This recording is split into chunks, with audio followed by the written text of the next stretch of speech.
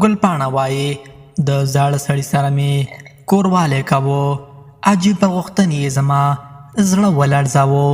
سلام ستړي مه شئ، وخت مو په خیر. پام مو راګرځوم د افغان میډیا یوټیوب چینل څخه د نن ورځې دې تازه او مهمې ویډیو ته. ګلپاڼې خپله عجیبه تجربه شریکه کړې ده. هغې ویلي چې یو ځل یې د یو زاړه سړي سره کوروالی کوه، خو د هغه غوښتنې دومره عجیبه وې چې زړه یې ولړزاوه. هغه سړي د عمر له مخې له 80 کلونو پورته و، خو د بدن او ذهن غوښتنې یې د یو ځوان هلک په څېر سختې او بې حده وې.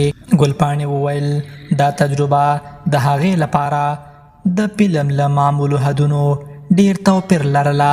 هغې زیاته کړه چې زاړه سړي غوښتل هره لحظه د کوروالي په وخت کې داسې کارونه وشي چې له انساني حدودو هاخوا وو. د مثال په ډول هغه د لوړې غږونو، ناشنا حرکاتو او حتی د درنو وسایلو غوښتنه کوله چې ګلپاڼې ته یې د ویرې احساس ورکړ. هغې وویل دا سړی داسې ښکارېده لکه د یوې پټې عقیدې ښکار وي چې کلونه یې زړه کې ساتلی و. د ګلپاڼې په وینا دا سړی د خپلو غوښتنو د پوره کولو لپاره هر ډول هڅه کوله، خو د هغې بدن او ذهن دا نشو زغملی. هغې وویل ما احساس وکړ لکه زه د یوې صحنې پر ځای په واقعي ژوند کې د خطر سره مخ یم. دا پیښه د هغې پر ذهن ژوره اغیزه پرېښوده او له هغې وروسته یې د کار پر طرز بیا غور وکړ.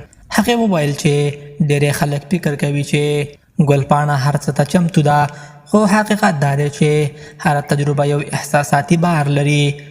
د زاړه سړي غوښتنې نه یوازې فزیکي بلکې ذهني ستړیا هم را پیدا کړه چې د هغې لپاره تر ټولو سخته برخه وه. په پای کې هغې دا هم وویل زما لپاره دا تجربه یوه زده کړه وه چې عمر او شتمني د انساني درناوي ځای نشي نیولی. دا کیسه د دې ثبوت ده چې حتی په هغه صنعت کې چې جنسي عمل عادي بلل کیږي، بیا هم احساس، حدود او درناوی ډېر مهم دی. په دې هیله چې ویډیو مو خوښه شوې وي زموږ چینل سبسکرایب کړئ او دغه ویډیو د نورو دوستانو سره ضرور شیر کړئ. تر بیا ښه وخت او ښې چارې.